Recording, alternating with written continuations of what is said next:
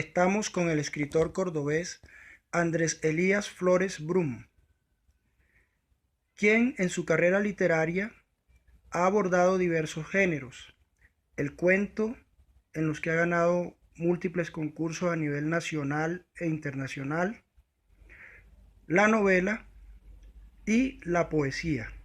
Andrés, buenas tardes. Buenas tardes, Luis Mario. Queremos aprender un poco, Andrés, de tu carrera literaria. Cuéntanos cómo un escritor, un joven más bien, de un pueblo marginal de la costa llegó a ser escritor en esta fría ciudad de Bogotá. Bueno, Luis Mario, sí. Yo digo que soy escritor por vocación, pasión y oficio. Nací en Sahagún, Córdoba, cerca al mar Caribe. Estamos a 40 minutos del mar. Y mi vocación me descubro cuando llego al pregrado a la Universidad Libre y empiezo a leer, escojo filología e idiomas porque quería estudiar literatura. Y ese encuentro con la literatura pues ayuda a descubrirme como escritor. Pero creo que ya desde allá, desde Sagún, esa zona bastante, yo diría que conflictiva hoy día por lo que está pasando en Colombia, en Sagún me descubro para el estudio. Creo que el primer descubrimiento es el estudio. Además, tuve la fortuna de nacer en el Caribe, donde la oralidad nos marca. Esa oralidad del ser Caribe. A mi casa no iban lectores, pero iban narradores, contadores de historia. Podríamos decir, como los llamamos hoy, cuenteros. Más tarde yo me convierto en cuentista porque escribo cuentos, no los narro, los escribo y luego por supuesto los leo. Pero ese encuentro con esos juglares, con las personas que iban a contar, antes de leer en 100 años de soledad El gallo capón, ya allá me contaban y me hacían llorar con ese cuento de que aparece en 100 años de soledad, El gallo capón. Ese cuento que no tiene final, nunca termina. Esa historia me la contaban los que iban a mi casa. Así que ese encuentro con la oralidad me va a llevar poco a poco a la literatura. Andrés, y en esa época de Sagún, tú dices que habían muchos contadores de historias que llegaban a tu casa o que tú oías en el pueblo.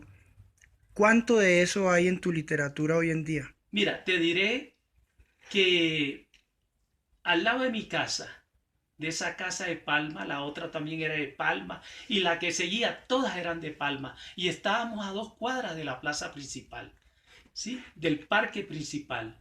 Y ahí vivíamos. Y la señora que estaba, la vecina, corral con mi casa, era una narradora extraordinaria. Siempre estaba contando cuentos de aparecidos, de fantasmas, de duendes. Mi abuela me llevaba allá expresamente a prima noche a escuchar esos cuentos. Eso me hizo crecer. Yo he sido un hombre de mucho miedo. Yo siempre siento miedo. Y ahí sentía miedo cuando iba. Creo que desde esas narraciones se me pegó ese miedo por las cosas, porque hablaba de ese caballo del otro mundo, hablaba de la llorona, hablaba de esas sombras que se aparecían, ¿sí? De los muertos que abrían el ataúd y empezaban a caminar por las calles. Esa señora nos contaba todo esto. Y bueno, pero que mis cuentos no son anecdóticos. Yo estoy leyendo en estos días a algunos autores contemporáneos de Córdoba, como Alexis Zapata, que hace poco se nos fue, como a José Luis, que acabo de leerle Banquete Sagrado, y acabo de leer un libro de Antonio Mora Vélez.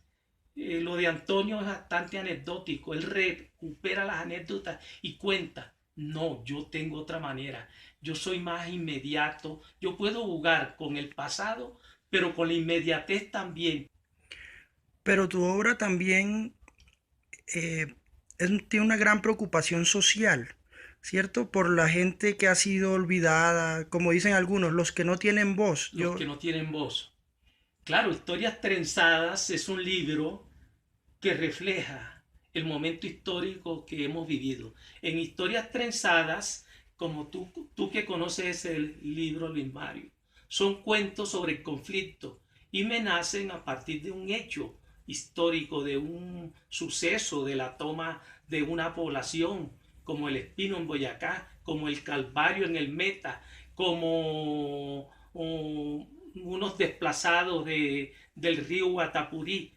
Yo estoy, mis cuentos tienen como espacio a toda Colombia y a todos esos lugares donde ha habido un desplazado. Pero un escritor es más que sus libros.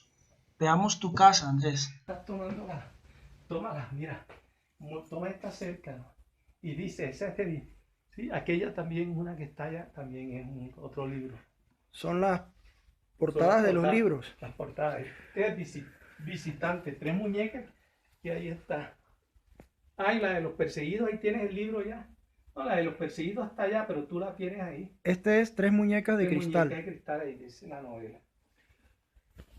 Y acá, Ese es de viñetas. Cristo, yo sé de viñetas. Cristo Hoyos es un Sí, pintor de dónde, Andrés. de Sagún, mira. Y esta Y es pintura, interesante. esta otra pintura que está. Es una foto de la, dice la hija, mira aquí está. Está ese. Esta es de Cristo también. Sí, esa es la que está ahí los perseguidos. No, ese es Benur. Benur Sánchez. Benur Sánchez. Benur no es novelista. Novelista, sí. Andrés, pero tú has escrito también literatura infantil. La vendedora de claveles, El tronco. El trompo de Arcelio, Tío Rubén Tío Rubén, y bueno, el escarabajo. cantidad de libros infantiles. Allí también hay una reflexión sobre lo social. Por supuesto, es que lo social, el escritor tiene que dar cuenta, repito, de su tiempo. ¿Tú crees que hay cierto estigma, cierto paradigma en torno a la literatura infantil, que tiene que ser simplemente una literatura divertida o superficial y no puede abordar el tema social? Lo que pasa es que con la llegada, con la aparición de algunos hechos en América Latina, como el Premio Casa de las Américas de Cuba, la, las ediciones en Chile, ¿sí? Argentina y México, aparece una nueva literatura donde ya estaba el sello, nos apartamos un poco de los cuentos europeos, de los cuentos de hadas, ¿sí? De los cuentos de esa madrina buena, y empezamos a crear una literatura que nos identifica. Entonces no podríamos apartarnos de los hechos sociales, de ese niño marginado, del niño que no tiene casa propia, de los niños que venden en los semáforos. Esa literatura, sí, la encontramos también en los mismos cubanos, en Onelio, en Onelio Jorge, en Nicolás Guillén, ¿sí? Y acá, en los escritores de acá que empezamos a hacer la literatura. Celso Román, en su novela que gana el Lenca, ¿sí? La novela de Celso, Los Amigos del Hombre, es una novela también con un carácter social. También hay allí un desplazamiento y hay un móvil por el hombre que está moviendo una carreta todo el día. Entonces, lo que pasa es que tenemos que contarle a los niños la vida como es, como decía Martí, para que el mundo no le resulte equivocado. Andrés, y en esa línea de la literatura infantil, si tuvieras que hacer un recuento de tus influencias, ¿a quién citarías? Bueno, mira, Yo no dejo de mencionar al maestro, a Gabo, ¿sí? A Julio Cortázar, ¿sí? A Rulfo, a Juan Rulfo, que no, que es anterior a, diríamos que un poco anterior al boom, pero que nos marcaron, ¿no? No podríamos dejar de mencionarlo. Fíjate que en un libro tan hermoso como 12 cuentos peregrinos, hay un cuento, el mejor cuento de ese libro para mí es un cuento totalmente infantil, un cuento que tú se lo puedes dar a los niños para que se, para que lo recreen, para recrearlo, para degustarlo, que es la luz es como el agua.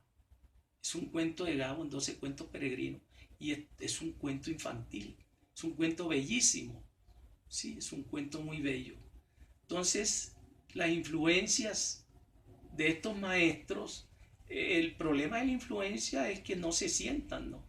Que no sea un calco, que no sea una, que uno no, yo no me, mi obra, la ventaja que he sentido, porque lo han dicho los críticos, es que no se siente la sombra de lo de Gabriel García Márquez, el realismo mágico, es otra cosa, pero los maestros están detrás. Hoy en día yo estoy leyendo otros escritores contemporáneos como Fernando Aramburu, español, de Años Lentos. Estoy leyendo, por ejemplo, que tú me lo presentaste, a Javier Marías, y estoy leyendo a Alexander Barico. Tiene una novela que yo se la recomendaría a los niños, que se llama Novecento. Es una novela corta que en principio parece que lo escribió, es un guión de teatro, pero la publicaron como una novela, es una novela breve. Estos autores nos ayudan, ¿verdad? Nos ayudan para sentirnos que tenemos ese tono de lo que se está escribiendo hoy día. El escritor no puede dejar, el escritor debe hacer dos cosas: leer y escribir. Si te apartas de una de las dos, ya no serás escritor. Tienes que estar leyendo y escribiendo y creando constantemente. Yo no tengo el problema de la hoja en blanco. Sí, no tengo ese problema porque he comprobado que en el momento menos esperado me aparece un cuento. Leamos, Andrés, un texto.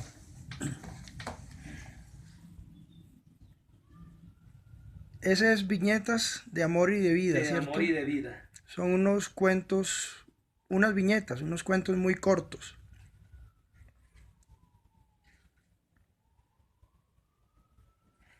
Vamos a leer casete número 1, El hombre, lado A. El hombre es un destructor de la naturaleza. Contamina los ríos, tala los bosques y erosiona las montañas. Lado B. El hombre es un protector de la naturaleza. Canaliza los ríos, siembra los árboles y vive en las montañas. Alfa, Casa y Aldea, Andrés. Es una recopilación de cuentos, un libro de cuentos de minificción más bien, ¿cierto?